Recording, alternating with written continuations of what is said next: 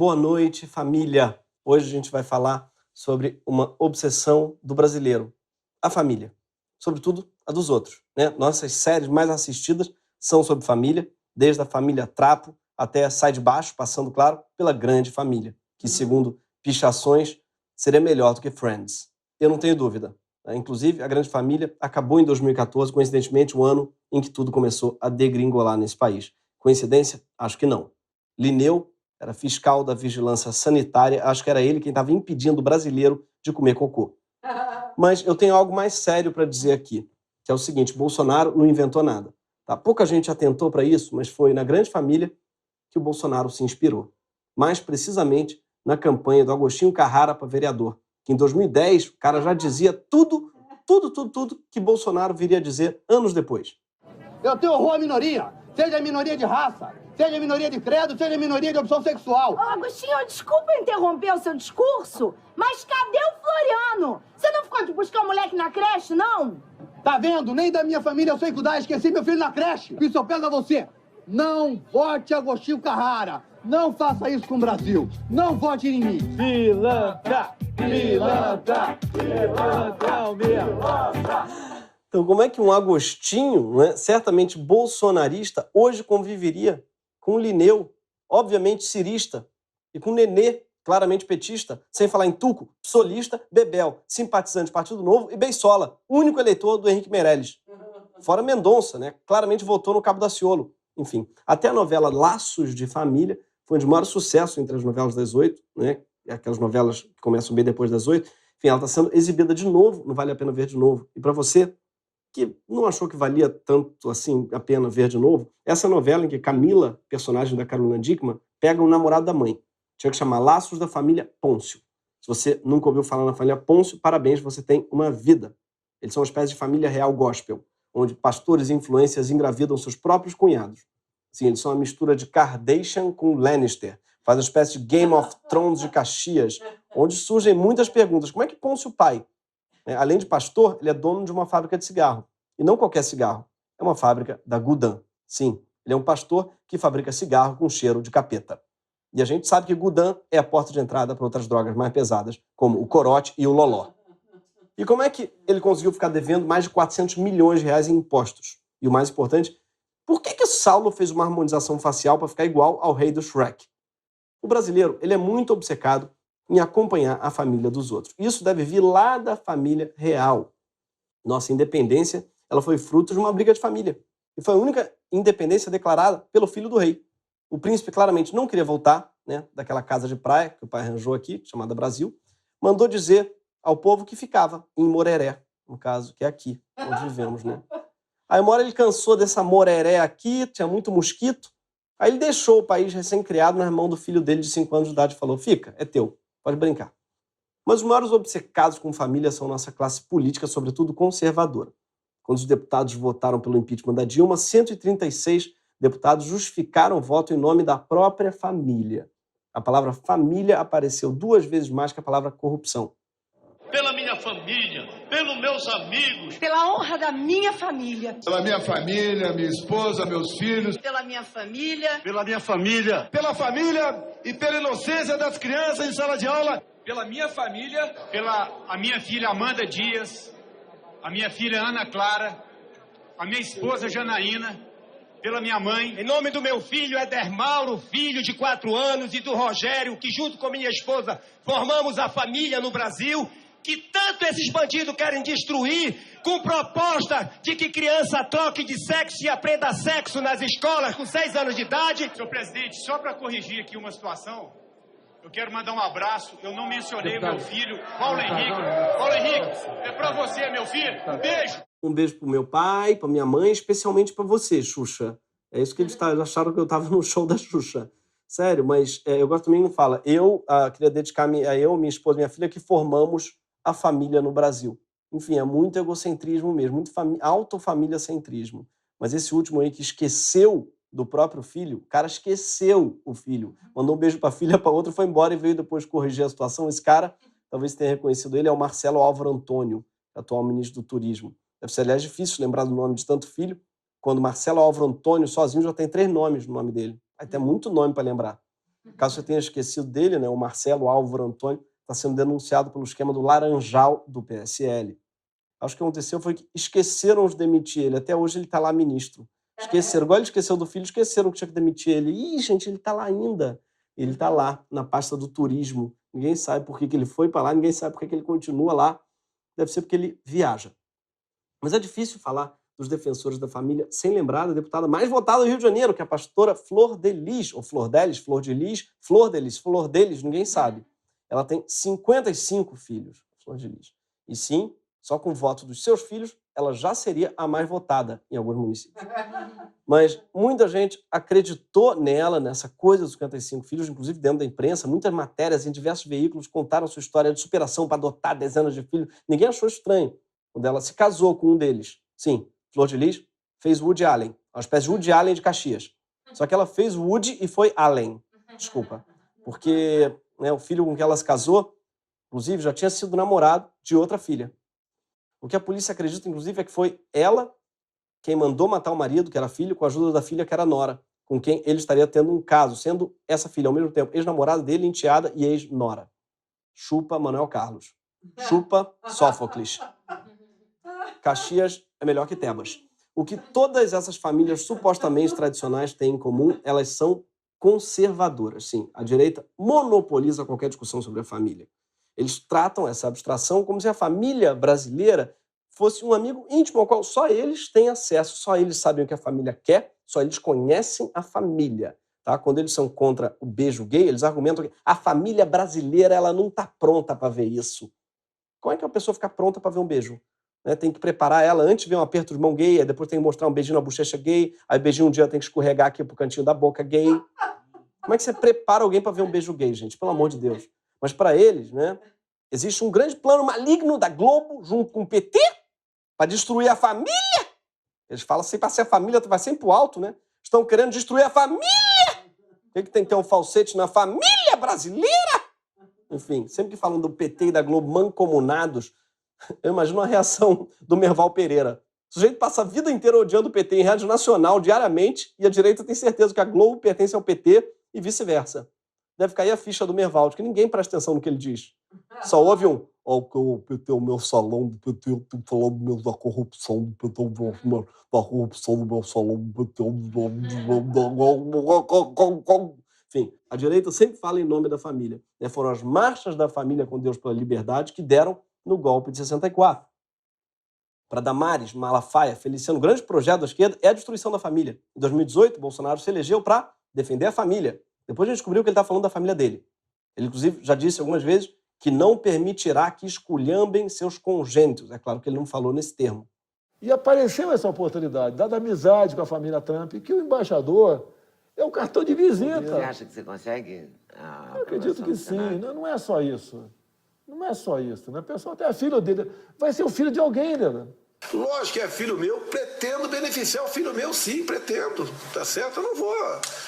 Se eu puder dar um filé mignon ao meu filho, eu dou, mas não tem nada a ver com filé mignon essa história aí, nada a ver. Eu não vou esperar fuder minha família toda, de sacanagem, ou amigos meus, porque eu não posso trocar alguém da segurança na ponta da linha que pertence à estrutura nossa. Vai trocar. Ele diz que não vai esperar fuder a família toda de sacanagem. Tá? Será que se fuderem sem sacanagem ele deixa?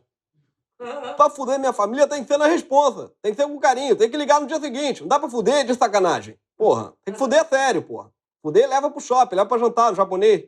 Pra direita conservadora, né? Até quando a imprensa aponta corrupção e nepotismo, é porque ela tem um projeto de destruição da família.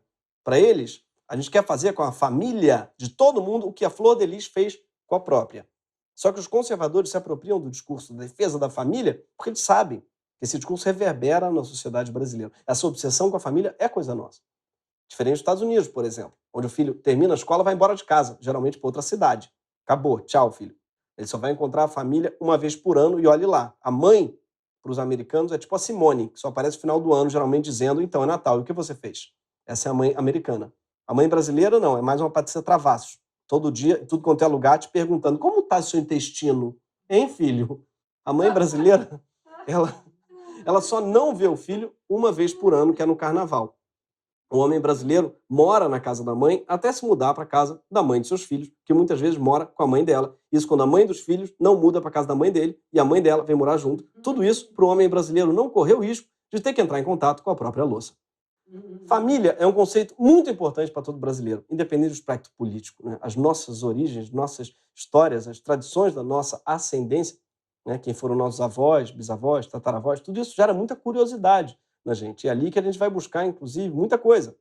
Para quem é branco, como eu, essa linha pode ser facilmente traçada fazendo uma pesquisa em cartórios, documentos antigos, em sites especializados, e dá para saber nos mínimos detalhes de onde a família veio, em que navio chegou, dá para visitar os locais de origem da família na Europa, conhecer os costumes e tradições.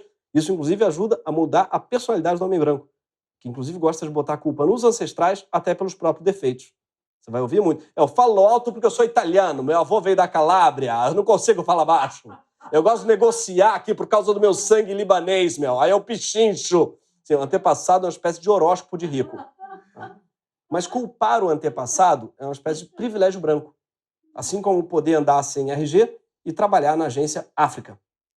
A verdade é que existe uma enorme parcela do povo brasileiro que não faz a menor ideia de onde os antepassados vieram.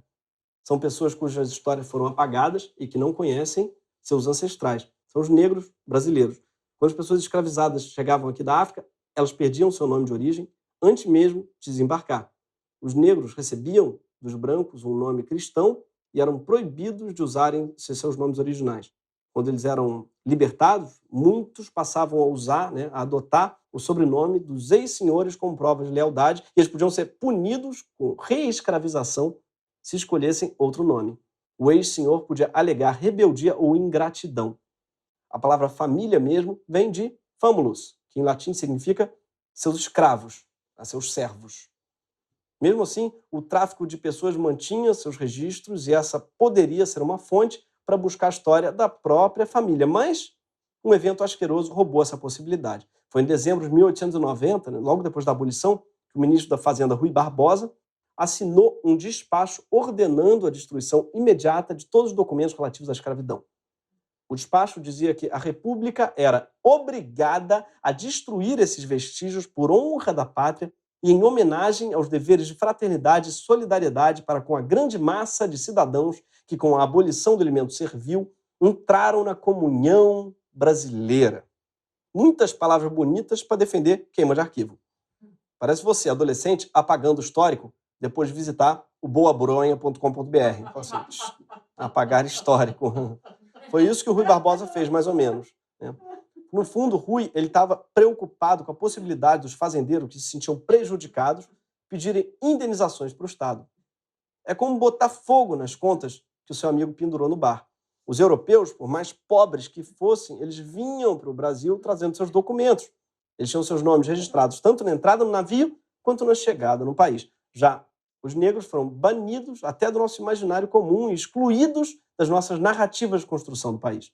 Um exemplo bobo, mas muito significativo, é a abertura da novela Os Imigrantes, de 81. Vejam só como ficou marcado no imaginário popular quem eram os imigrantes. Eles vieram atrás de um sonho, em busca de uma nova pátria. De Sálvio, o italiano. Pereira, o português. Hernandes, o espanhol. Os três Antônios e seus destinos, seus amores, seus desencontros. Os imigrantes, a história de todos nós.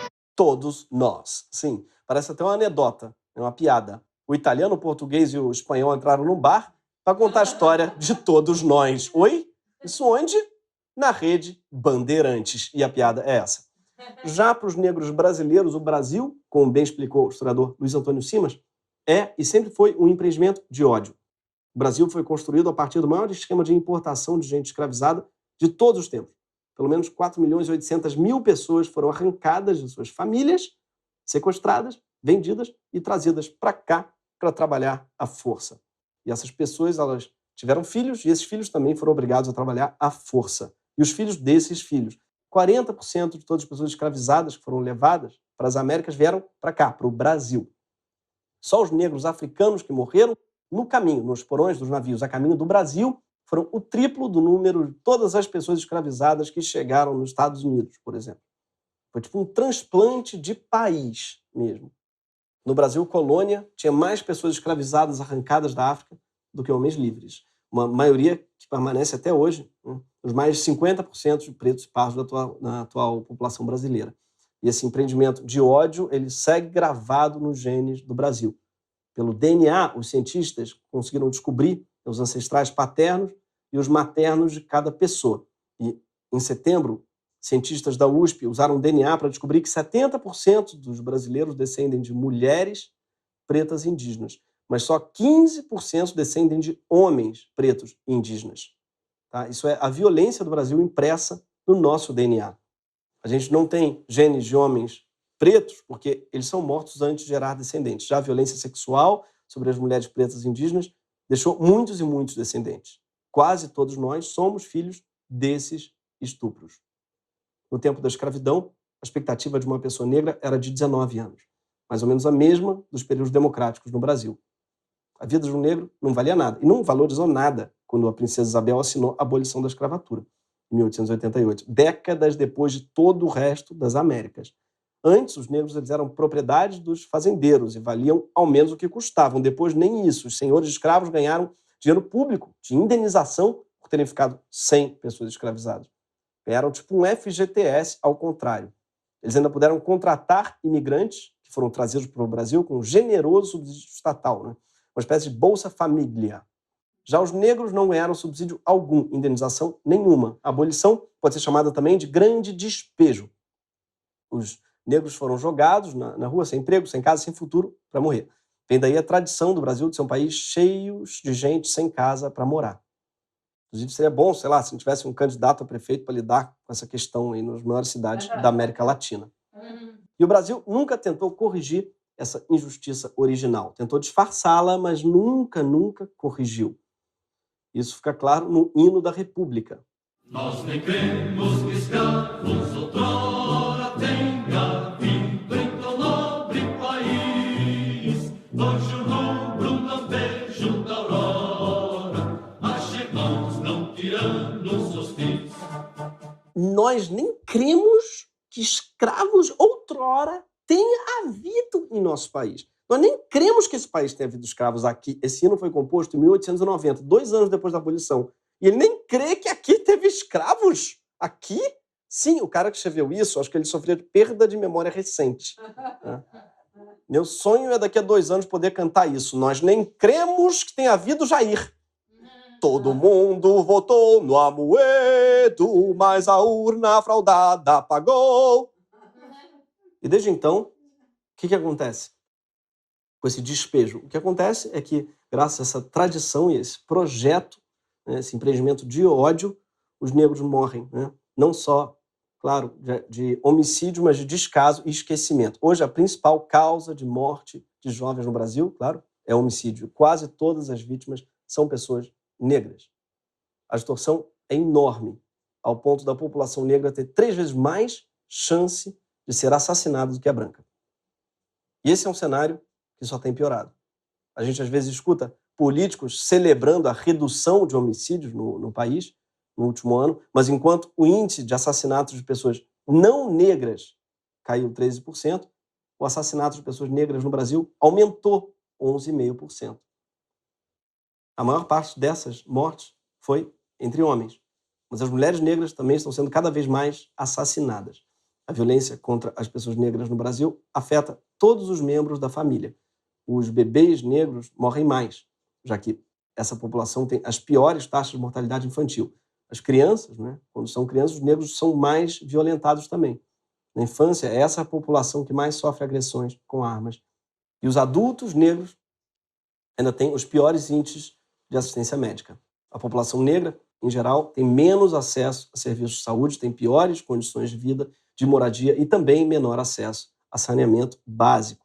Por conta disso tudo, são também os que mais apresentam quadros de hipertensão e diabetes, que fazem parte do grupo de doenças que mais mata no Brasil. Para piorar, o próprio Ministério da Saúde já admitiu a existência de racismo no SUS, que se reflete em exames e diagnósticos incompletos, recusa de se tocar o paciente e até desprezo em emergências. Mas uma fase mais devastadora dessa tragédia é a dos homens negros que morrem, muitas vezes, deixando filhos e filhas privadas de pai. A gente tem no Brasil mais de 11 milhões de famílias monoparentais. 90% delas têm mulheres como responsáveis pelo lar. 68% dessas mulheres são negras. Segundo uma pesquisa, mais da metade da população brasileira concorda que a morte de um jovem negro não choca tanto quanto a morte de um jovem branco. A morte de jovens negros sistematicamente nas periferias não causa choque, como deveria causar, né? O assassinato de pessoas, estima-se que de todos os jovens mortos nos últimos anos, 77% desses jovens sejam jovens negros.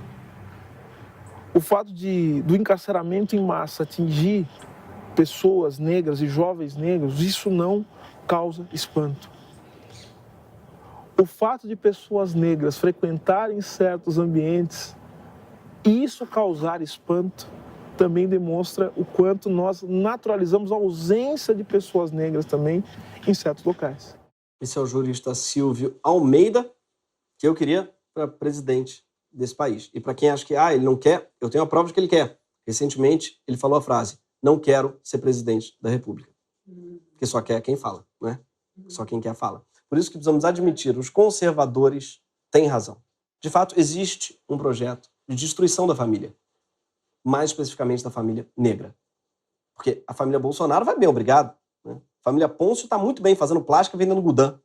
A família do Marcelo Álvaro Antônio, Álvaro Antônio Marcelo, sei lá quantos nomes ele tem, continua vivendo do seu salário de ministro turista do turismo. Ele está lá. Enquanto esquecem de demitir ele está ganhando, a família dele também. O ataque à família negra acontece, primeiro, pelo apagamento da sua história, segundo, pela morte violenta de homens negros. Todo o nosso país foi planejado em torno da proteção de famílias brancas, ricas e europeias, e do despedaçamento das famílias negras. Em resposta a isso, aconteceu algo que define muito do Brasil e da nossa cultura. Né? Os mais pobres, os mais excluídos e a população mais negra acabaram expandindo a ideia de família em direção ao coletivo. Na adversidade, quem está mais próximo de você precisa virar a sua família. Então, toda a sua rede vira a sua família. Todos os seus passos de socialização viram a sua família.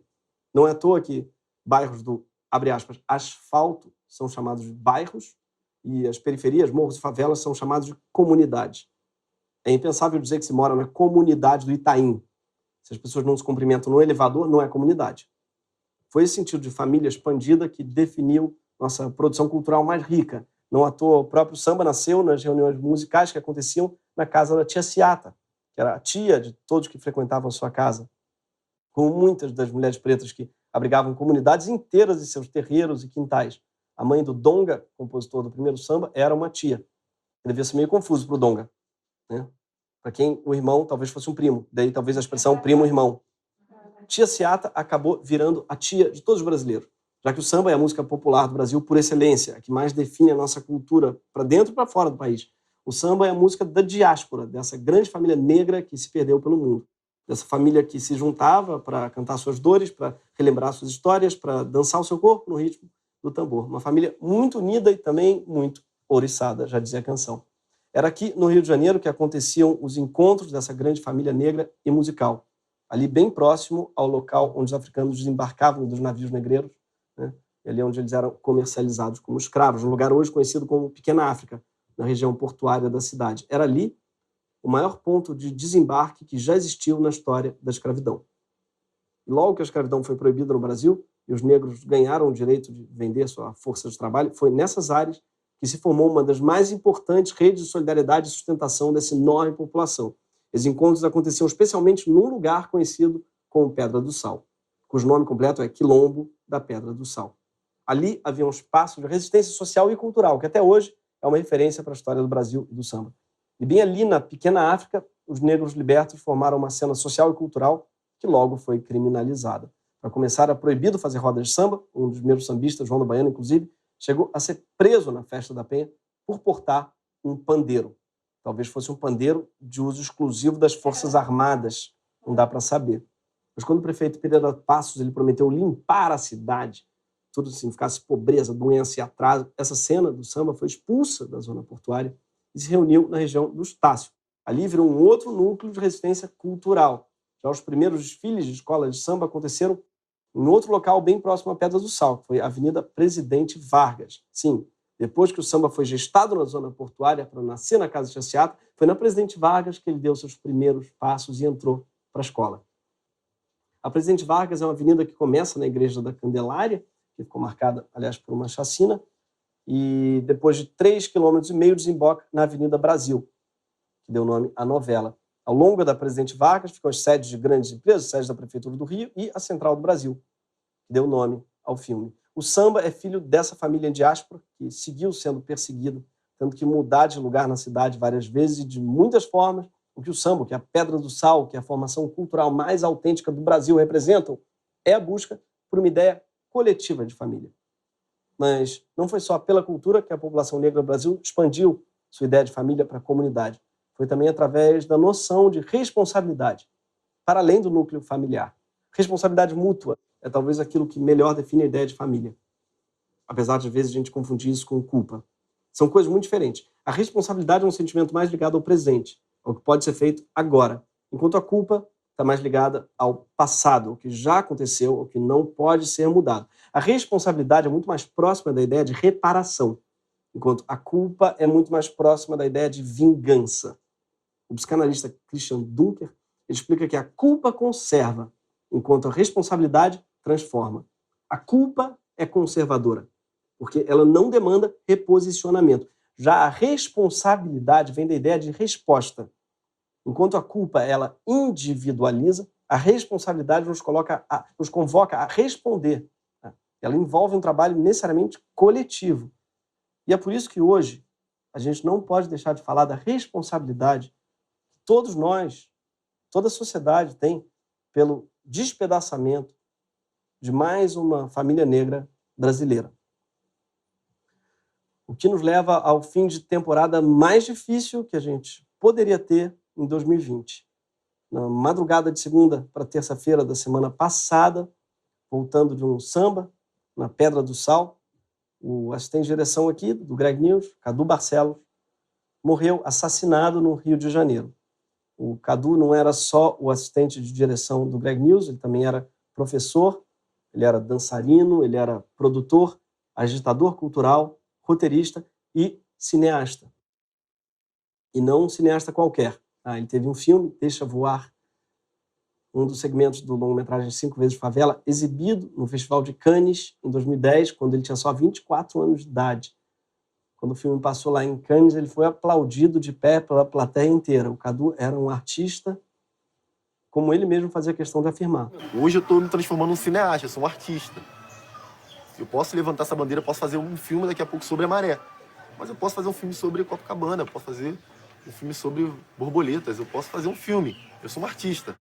Uma das muitas tristezas da morte do Cadu é que a gente nunca vai ver esse filme dele sobre borboletas, ou sobre Copacabana. A morte do Cadu chocou muita gente, primeiro porque o Cadu era um talento, era conhecido pelo seu trabalho, né? Por isso ele não virou uma estatística somente, ele virou notícia. Mas não foi no noticiário que a morte dele chocou mais, ele foi numa multidão de amigos e amigas, e vizinhos, e ativistas, e professores e alunos do Cadu. Pessoas que viam nele alguém que faz questão de transformar essa rede enorme numa família. Alguém que encarnava a responsabilidade com o coletivo e nos convidava a pensar assim também. Será que a gente está gritando sozinho? Tem um cara lá na Baixada fazendo filme, tem um cara na Maré fazendo outro, tem um cara na Rocinha fazendo outro. E se essas potências se juntarem? Faça um paralelo a isso, talvez, com as manifestações, né? Pô, o cara tá gritando... O cara matam uma pessoa na Pavuna, matam a mina lá na Vila Kennedy, matam não sei quem, não sei o que lá. E aí fica o Cadu gritando na Maré por quem morreu na Maré, na Pavuna gritando por quem morreu na Pavuna. E essas forças não comungam. Na verdade, elas comungam da mesma dor, mas não caminham junto para uma mesma mudança. Perder um cara assim é uma tragédia que vai muito além do Cadu. É uma tragédia muito brasileira. E pode soar comum, mas nunca pode ser entendida como banal.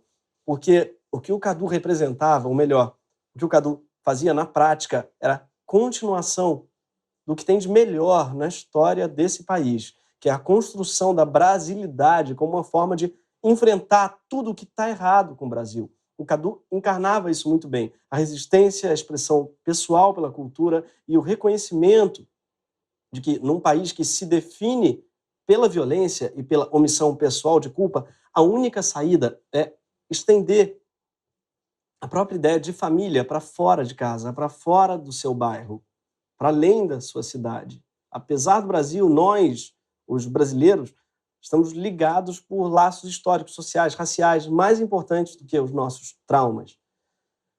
Sim, porque o Cadu era muito mais do que o trabalho dele. Ele era um homem negro do Complexo da Maré, um pai de primeira viagem muito orgulhoso do Bernardo, que de vez em quando participava com a gente nas reuniões de Zoom, no colo do Cadu. E essa paternidade era muito importante para ele, muito. Porque se tinha uma coisa que ele prezava, era a ideia de família.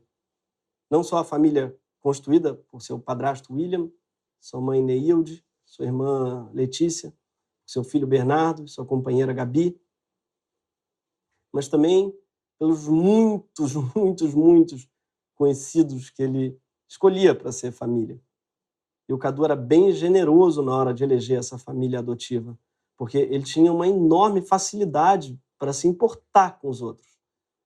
Seus amigos de comunidade, seus companheiros de luta, seus colegas de trabalho, toda vez que ele se comunicava com a gente, fosse por e-mail ou por chamada de vídeo, Cadu começava a conversa com um bordão. Boa noite, família. O Cadu morreu voltando da Pedra do Sal. O último lugar onde o Cadu esteve antes de morrer foi o berço do samba. Ele voltava de lá quando pegou uma carona e saltou na Avenida Presidente Vargas, para dali pegar um ônibus e voltar para casa, na zona oeste da cidade. Durante essa pandemia, a Avenida Presidente Vargas está completamente abandonada, sem segurança, sem iluminação, sem nenhuma iniciativa pública atenta à região. Mas apesar de ser um local ainda mais ermo e perigoso de madrugada, é ali onde boa parte da população carioca, aquela que mora longe do centro, tem que ficar esperando condução para suas casas. Exatamente o que o Cadu ia fazer. A essa altura, a gente não sabe o que aconteceu de fato. A polícia está investigando e não sabemos quem foi o culpado pela morte do Cadu. A gente sabe que quem matou o Cadu foi uma pessoa, um indivíduo. E por que foi um indivíduo? Ele tem culpa pelo que fez. E é em cima dessa culpa individualizada que o Brasil, historicamente, tenta explicar sua rotina infindável de violência. Mas todo o cenário desse crime, toda a circunstância, a Avenida Presidente Vargas, a Pedra do Sal, até a esquina onde ele morreu, a falta de socorro imediato e a forma mesquinha, como muita gente comentou a notícia nos portais, tudo isso vai além do indivíduo. Tudo isso é uma construção social, histórica, que por séculos foi definida pela busca de culpados individuais, mas nunca de responsabilidades. Toda vez que a gente fala em reparação histórica, por séculos de escravidão e morte e descaso com a população negra, aparece alguém para dizer, mas eu não sou culpado, eu não tive escravo, eu não tenho culpa, de fato. Mas todo mundo tem responsabilidade. Assim como a morte do Cadu teve só um culpado, mas um país inteiro de responsáveis, e afirmar a responsabilidade coletiva, no fundo, é o que o Cadu e toda a história de resistência brasileira mais tem a nos ensinar. Nos ensinar que a ideia de família não é um núcleo fechado único. Família não se define só por amor, muito menos por genética. Família é, antes de tudo, uma rede de compromissos. É uma relação de responsabilidade profunda e mútua. E o único jeito de salvar esse país de si mesmo é parar de defender uma ideia reduzida, fragmentada, medrosa e reacionária de família e passar a entender o país como uma grande família. Durante essa temporada, só quem assistiu esse programa ao vivo foi a minha família. Nesse último programa, nesse Dia da Consciência Negra, a gente quis abrir pela primeira vez para uma plateia. E para as famílias dessa família que virou o nosso programa. E para a família do Cadu. E para alguns dos amigos que ele considerava também família. Hoje a gente quer dedicar o programa a todas as famílias que estão nos assistindo.